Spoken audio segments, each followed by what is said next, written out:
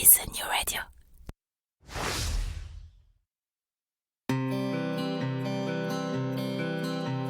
Cela fait partie des choses qu'on n'explique pas. Bien que n'y ayant le plus souvent jamais mis le moindre pied, le Québec nous attire. Et peut-être que c'est votre cas. Peut-être même que, comme des milliers de Français chaque année, vous envisagez sérieusement d'aller y poser vos valises pour quelques mois, pour quelques années, pour toujours, qui sait. Mais si en avoir envie est la condition première pour réussir votre expatriation, c'est aussi, et de loin, la plus facile. Quelles études, quel travail, quelle région, quelles écoles, quelle durée, quid de la santé, quid de ma retraite, quels seront vos droits, mais aussi quels seront vos devoirs. Et au-dessus de toutes ces questions règne la question fil rouge de tout immigré au Québec. Comment obtenir le permis de séjour dont j'ai besoin? Et puis d'abord, lequel est-ce? Au fur et à mesure de votre projet, d'innombrables questions, des doutes, mais aussi des grandes joies et de belles espérances vont vous submerger. Alors, à l'image de ce que Christelle Colling et ses équipes font au quotidien au sein de l'organisme, ce podcast est justement là pour vous aider, pour vous guider, pour vous informer, parce qu'ensemble, on partage le même objectif, Objectif Québec.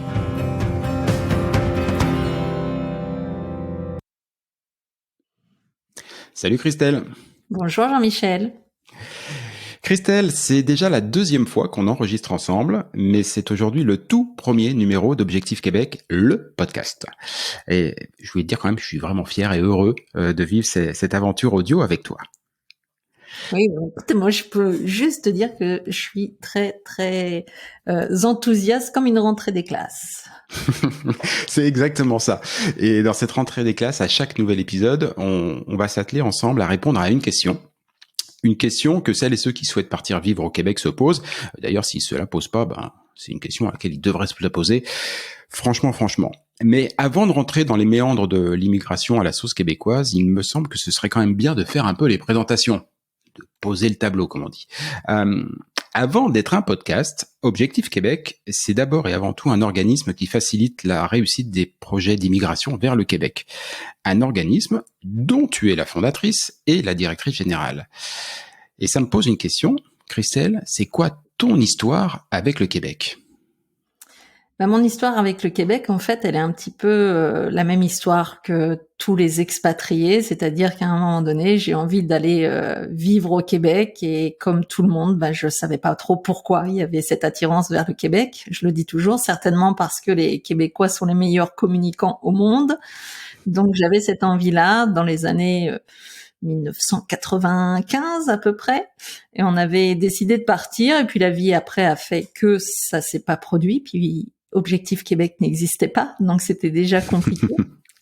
Et puis voilà, la vie a suivi son cours en France, j'ai eu des enfants, etc., mais j'ai toujours eu cette envie de faire plein de choses avec le Québec. J'ai été bénévole sur le Carnaval de Québec. J'ai organisé un festival franco-québécois en France où j'ai fait venir des artistes québécois. Et j'ai fait un road trip avec mes enfants au Québec. J'ai toujours essayé d'avoir un lien avec le Québec et l'amour que j'avais pour cette province et pour le pays en tout cas. Et jusqu'au jour où professionnellement, moi aussi, j'avais envie de bouger de là où j'étais. Et j'ai fait une formation de coach à l'école de coaching de Paris, et je me suis dit, tiens, il y a un lien à faire avec tous ces expatriés, finalement, ce que j'ai pas fait. Et je me suis dit, il faudrait que j'accompagne, que je coach en tout cas, les Français pour peut-être mieux partir, parce que de ce que j'en entendais, les Français n'étaient pas forcément bien préparés à partir. On parlait beaucoup des maudits français encore. Et j'avais cette idée-là première, en tout cas, de me dire, allez, faut que je les aide à mieux partir. Je connaissais un petit peu la culture québécoise quand même. Et je me suis rendu compte qu'il fallait faire peut-être plus que ça. Et j'ai commencé en travaillant pour un OBNL québécois. Et pendant 1 an, et puis après, je me suis dit, faut créer quelque chose pour structurer et en tout cas pour accompagner encore plus ces Français. Donc je coach, oui, mais finalement je fais peut-être plus de leadership maintenant que de coaching à proprement dit. Et c'est comme ça qu'Objectif Québec est né et a grandi et grandit encore en tout cas.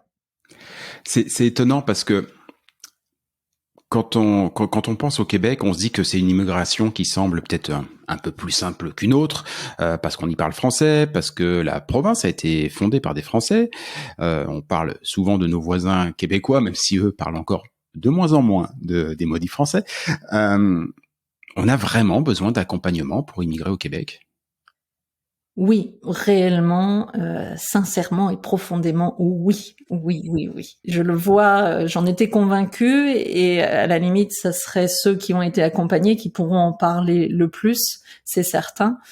Mais c'est certain. Pourquoi? Parce que oui, tu le dis, ça paraît simple puisque on reçoit cette communication que oui, on a besoin, entre parenthèses, entre guillemets, des Français pour combler tout un tas de choses au Québec.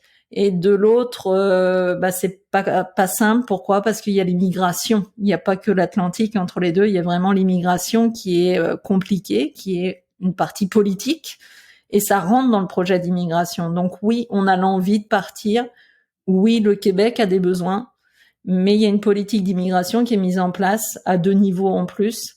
Et c'est là où ça commence le paradoxe du Québec commence à rentrer, puis c'est là des fois où on comprend pas trop ce qui se passe. On se dit mince, j'ai bien compris pourtant que j'avais envie d'aller au Québec ou que j'avais besoin d'être accompagné, d'être accueilli, mais je sais pas pourquoi c'est compliqué. Donc un accompagnement, oui, parce qu'il faut trouver de la stratégie, mais un accompagnement parce qu'il va falloir comprendre la culture québécoise un petit peu avant de partir si on veut pas trop prendre de murs en arrivant, je pense. C'est important.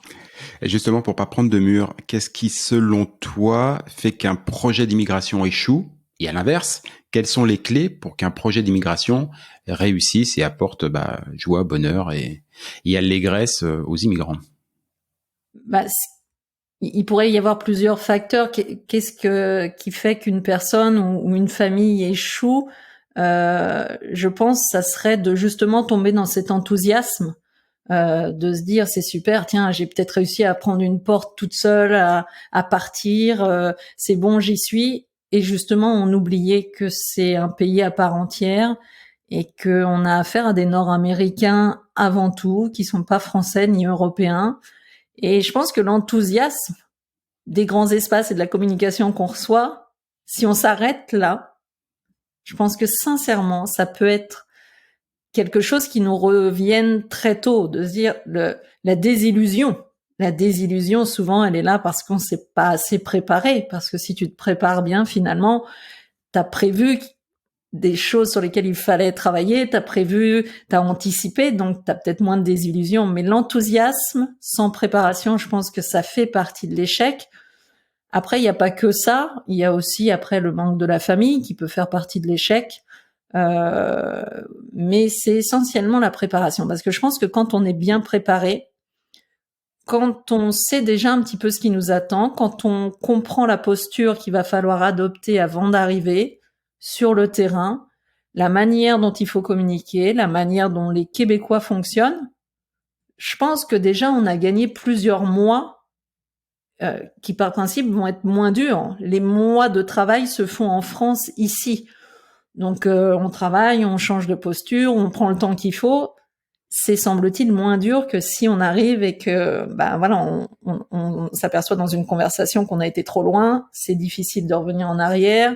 Si on n'a pas adopté la bonne attitude avec quelqu'un, c'est difficile de revenir en arrière. Donc oui, une bonne préparation, c'est fondamentalement nécessaire. Justement, concrètement, qu'est-ce que tu proposes aux candidats à l'immigration en termes de préparation et d'accompagnement jusqu'au grand jour, et peut-être même après d'ailleurs?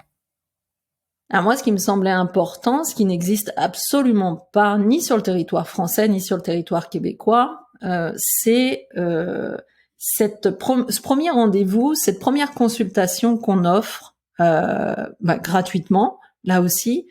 Et c'est une première consultation où on va vraiment écouter, elle est personnalisée. C'est-à-dire qu'on écoute la personne ou la famille dans son intégralité, on écoute le profil, et là on s'attache à dire ok, c'est un profil effectivement où on va pouvoir aller de l'avant sur un emploi, ou effectivement ça sera peut-être plus une reconversion, des études. Mais cette consultation gratuite avec une stratégie, en fait, on peut pas l'avoir ailleurs. C'est-à-dire qu'on peut pas appeler l'ambassade, on peut pas appeler la délégation générale. Donc, vers qui le français se tourne pour expliquer son projet, hormis les réseaux sociaux, ou hormis un ou deux consultants peut-être qu'on arrive à trouver, mais qui vont faire payer forcément la consultation. Ça n'existe pas. Donc ça, c'est la première chose qu'on offre déjà, c'est ce temps-là gratuit de stratégie, puisqu'à la fin de l'heure, la personne va incontestablement voir très clair dans son projet, va comprendre déjà les premières choses qui se jouent pour bien partir, et puis derrière ça, une fois qu'on a donné de la stratégie, bah, c'est un petit peu comme si c'était limpide derrière. Une fois qu'on met en place de se dire, bon, bah, d'accord, par exemple, on part sur une reconversion professionnelle, on fait telle action, est-ce que c'est possible, réalisable? Oui. Après, il va y avoir un accompagnement qui va durer entre 6, 8, 10 mois, où les personnes vont être dans un groupe privé, une académie où le groupe va se nourrir avec toutes les personnes qui vont partir sur la même année. Et dans ce groupe, on va faire des visios thématiques, on va faire intervenir des professionnels, et on va être là pour guider dans toutes les sphères du projet. C'est-à-dire que oui, on va parler de la vente de la maison, oui, on va parler d'ouvrir un compte en banque, oui, on va parler de la sécurité sociale, oui, on va parler des au revoir à la famille, de la préparation de l'immigration. On va parler absolument de tout, et pendant tous ces mois, eh bien, il y a ce côté leadership coaching qui rentre en jeu, où finalement, on va voir les personnes qui vont changer de posture pendant ces 6, 8, 10 mois. Elles vont vraiment comprendre ce qui se joue, et elles vont changer dans leur attitude, même juste écrire un mail, juste échanger eux-mêmes sur le groupe, échanger avec les partenaires, on les met en lien avec des partenaires professionnels, et on les voit évoluer. Et c'est vrai que ceux qui partent, là par exemple, au mois de juillet, ont changé énormément de posture par rapport à ce qu'ils étaient quand ils sont entrés au mois de septembre. Tu ne le diras pas forcément, mais je sais qu'aujourd'hui, Objectif Québec, c'est l'organisme de référence. Pour parler plus trivialement, c'est le numéro 1. Dans ce très très long processus que tu viens de décrire, si tu devais résumer, c'est quoi la valeur ajoutée d'Objectif Québec? Je pense que c'est ce côté d'accompagnement bienveillant qu'on offre gratuitement, quoi. C'est-à-dire que on donne pendant 1 an à ces personnes-là. Quand je dis que ça ne se fait pas, il n'y a pas de compagnie qui peut s'atteler à ça. C'est un travail de plusieurs mois, donc c'est vraiment de la bienveillance. On fait un accompagnement personnalisé, et le meilleur témoignage, c'est pas moi en fait qui peut le faire. C'est et on aura l'occasion, hein, j'espère, de les entendre. Oui. Oh oui. Et le meilleur témoignage, c'est voilà, moi à la limite j'ai un peu de mal à vendre ça. Je sais ce que je donne, je sais ce que je fais, et je sais ce que toute l'équipe fait autour. Mais je pense que ceux qui en parlent le mieux, c'est ceux qui ont été accompagnés et qui peuvent voir tout ce qu'ils ont reçu. Il y a plein de témoignages sur nos réseaux, plein de témoignages sur Google, mais c'est ça, je pense que l'accompagnement, la bienveillance, la gratuité, le temps passé sans compter, je pense que ça n'a pas de prix. Puisque l'on parle des bénéficiaires, justement, à qui s'adressent tes services, ou, pour reformuler un peu différemment, parce que je crois que c'est une formulation que tu aimes bien, à qui est-ce que cela ne s'adresse pas? Ouais, j'aime bien ça. bien. En fait, je le dis des fois dans des visios, et je le dis de plus en plus. En fait, si vous n'êtes pas engagé à 100%, si vous n'avez pas envie de travailler, si vous n'êtes pas prêt à changer, ne venez pas chez Objectif Québec. Parce que ça va brasser fort. Je vais vous dire les vraies choses. Et quand on dit les vraies choses, on est en face et ça pique un peu, quoi. Ça, c'est pas forcément ce qu'on a envie d'entendre, hein. C'est un peu de l'éducation. Ça secoue, ça brasse.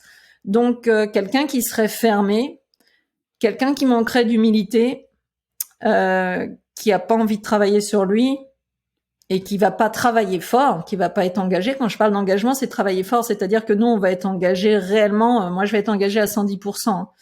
Donc, j'attends juste des personnes qu'elles fassent au minimum ça pour elles.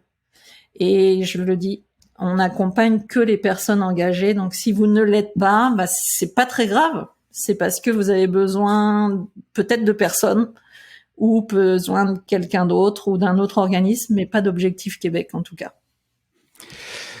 Tout à l'heure, j'étais assez pas surpris, mais impressionné quand tu as donné le détail un petit peu de tous les volets, tous les aspects sur lesquels vous alliez travailler.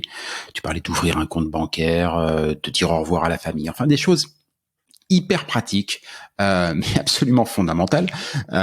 J'imagine que pour faire tout ça, alors certes, tu as une équipe, mais tu peux pas faire tout toute seule. Tu as probablement des partenaires.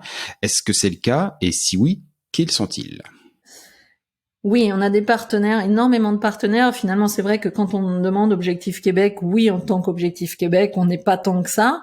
Mais les partenaires, on a des référents d'Objectif Québec. Les référents, c'est quoi finalement? C'est des personnes qui ont déjà fait ce chemin-là, qui ont été accompagnées, qui ont suivi, qui sont sur place, qui travaillent, qui sont sur des formations et qui ont tellement reçu d'Objectif Québec et qui bénévolement lèvent la main en disant nous on doit redonner Christelle à toute cette académie. Donc on a plein de référents d'Objectif Québec qui sont là pour aider le groupe, pour parler de leur expérience, donc ça c'est déjà énorme.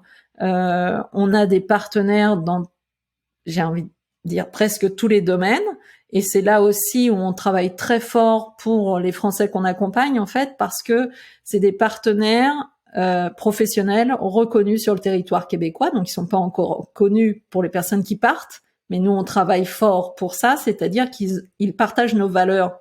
Les valeurs, chez nous c'est un grand H, la principale c'est les valeurs humaines, c'est-à-dire est-ce qu'ils vont être capables eux aussi d'être engagés au même titre que nous et au même titre que de ce que je demande aux candidats qu'on accompagne. Est-ce qu'ils vont avoir ce souci d'accompagnement, même si ce sont des professionnels? Est-ce qu'ils sont dans la même démarche? Et en fait, on est des facilitateurs. On va travailler très fort pour trouver ces partenaires-là et pour enfin, après, les mettre en lien avec les personnes. Ça leur évite de perdre du temps et de l'argent. Et ces partenaires, c'est des écoles, c'est des universités, c'est des cégeps, c'est des centres de formation, c'est des villes, c'est des personnes qui vont aider à la relocalisation, c'est des personnes qui vont aider. On a aussi pour les transports aériens, pour les déménagements. Enfin, on a balayé toutes les sphères du projet pour répondre. On a aussi en patrimoine, on a aussi des entreprises qui accompagnent à la reprise d'entreprises pour certains, parce que quelquefois on a des entrepreneurs purs et durs et qui veulent créer quelque chose. Dans toutes les sphères, on est capable à un moment donné de mettre en relation. Donc il n'y a jamais d'obligation.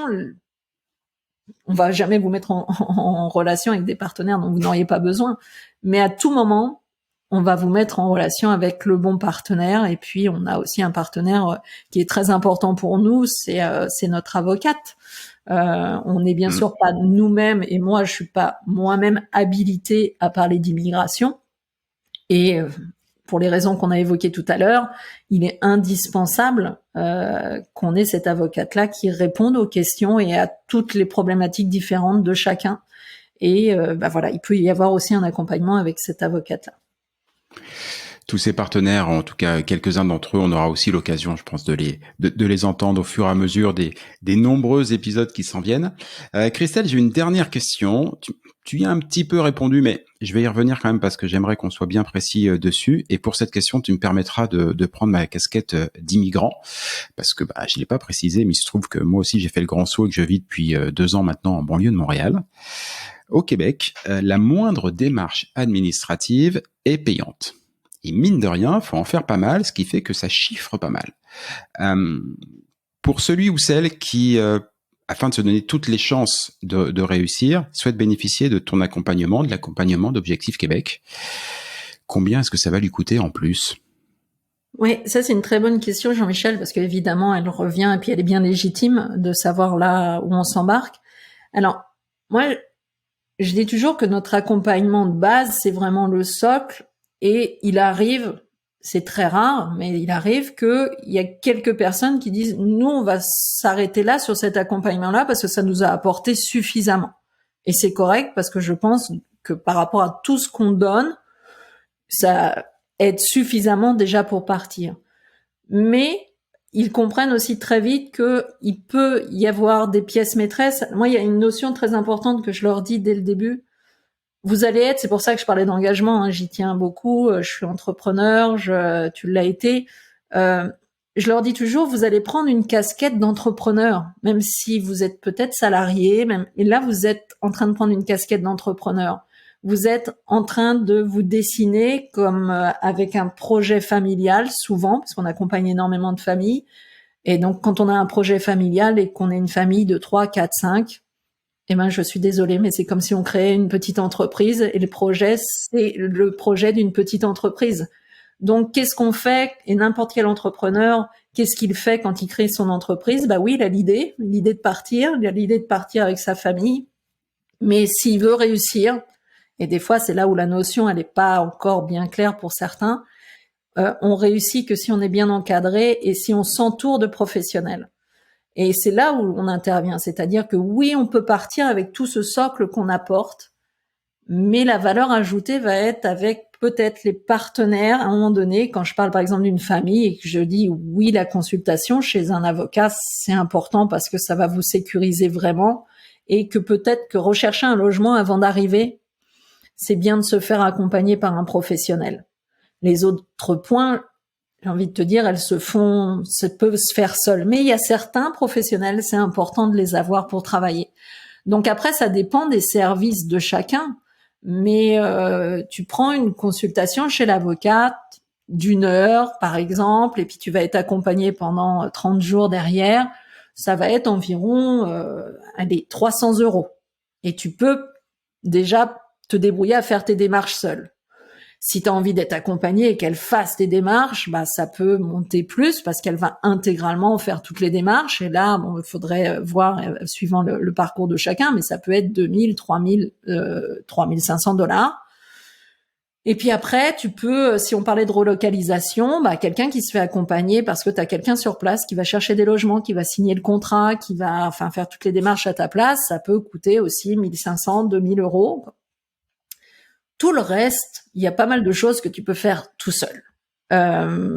Ouvrir un compte en banque, on a un partenariat. L'ouverture d'un compte en banque, ça va être gratuit.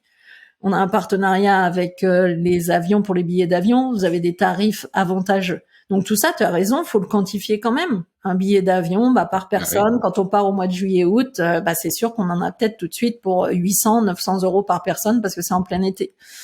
Quand on va arriver, on n'y pense jamais, mais on va louer une maison. Elle va être probablement vide. Il y a tout l'électroménager à acheter. On n'arrive pas avec son électroménager, ça va pas fonctionner. Il va falloir acheter les vêtements pour l'hiver.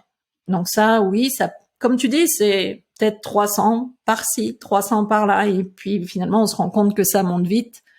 Donc ça, après, on peut établir avec chacun en disant, voilà, et puis suivant le budget de chacun. Mais c'est pour ça que je dis qu'on ne part pas au Québec comme si on partait 15 jours en Corse. Ça va coûter un peu plus cher que ça quand même. Mais c'est un investissement. Donc, quand on investit dans l'achat d'une maison, on a épargné avant et puis on met l'argent dans le prêt pour acheter sa maison. Là, c'est la même chose. L'argent que vous avez mis de côté, vous allez le mettre dans votre projet de vie. Si je résume, l'accompagnement pur d'Objectif Québec et de Christelle, c'est 0, c'est gratuit. Par contre, et ça tout le temps, le recours éventuel à certains partenaires et d'une manière générale, même ce qu'on va faire tout seul, c'est ce que je disais un peu en introduction de cette question, les démarches administratives, tout ça, ça coûte énormément d'argent. Le déménagement, tu citais le cas d'une famille, je l'ai vécu. Une famille avec beaucoup de monde, c'est aussi beaucoup de valises, c'est beaucoup de suppléments de partout, ça chiffre énormément. Donc oui, c'est quelque chose qui a un coût véritable. Mais ceci dit, l'accompagnement que tu offres et les consultations que toi tu offres, c'est entièrement gratuit et c'est bigrement utile. C'est ça, moi j'ajoute juste, Jean-Michel, si on veut je comprends l'utilité de parler de quantifier ça, c'est toujours compliqué. Mais tu sais, un projet de famille à 4, si t'as moins de 20 000 euros, ça va commencer à être compliqué. D'accord? Si t'as pas 20 000 euros sur un compte en banque pour te dire, bah il y a de grandes chances que je touche à cet argent-là pour tout ce qu'on vient d'évoquer. Hein. Puis autre chose, hein, les 6 premiers mois, quand t'arrives, t'as pas tes repères, tu dépenses 2 fois plus d'argent que là dans ton village où tu es. Moi, je dis, ayez au moins 20 000 euros sur votre compte pour partir. Alors, je dis pas qu'on peut peut-être pas y arriver avec moins, mais le but, moi, de mon côté, c'est que vous y arriviez. Donc, ouais, ça demande un petit peu d'investissement. Christelle, c'est déjà la fin de ce premier épisode. Super. J'espère que ça t'a plu. Hein. Ah oui, j'adore. Se dire les vraies choses, c'est quelque chose qui me plaît, hein, tu sais bien. Bon, bah super. Et puis ça tombe bien parce que dès le prochain numéro, on va parler d'un événement qui te tient vraiment, mais alors vraiment à cœur et dont nombre d'auditeurs ont probablement déjà entendu parler. C'est le Mois du Québec. Du coup, prépare bien tes fiches parce qu'on se reparle très vite. Merci Jean-Michel. À bientôt. Ciao. Bye.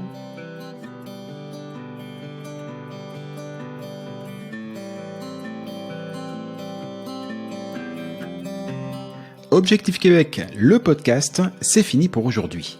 Si vous y avez appris des choses, si vous avez toujours envie d'immigrer au Québec, et si vous êtes vraiment motivé, je ne saurais trop vous conseiller de prendre contact avec Objectif Québec. Avec leurs événements, leurs documents, leurs partenaires, Christelle et ses équipes vous faciliteront grandement la vie et, cerise sur la poutine, leur accompagnement est entièrement gratuit. Rendez-vous pour cela sur le site de objectifquebec.ca, objectif au singulier, Québec, tout ça en un seul mot.ca. Et sinon, pour en savoir plus et être certain de ne manquer aucun épisode, abonnez-vous à ce podcast, partagez-le entre amis et donnez-lui une bonne note, ça fait plaisir à Apple et Google, et puis nous, on va vous dire, on n'est pas fâchés. Rendez-vous sur un prochain épisode, et d'ici là, comme on dit au Québec, à tantôt!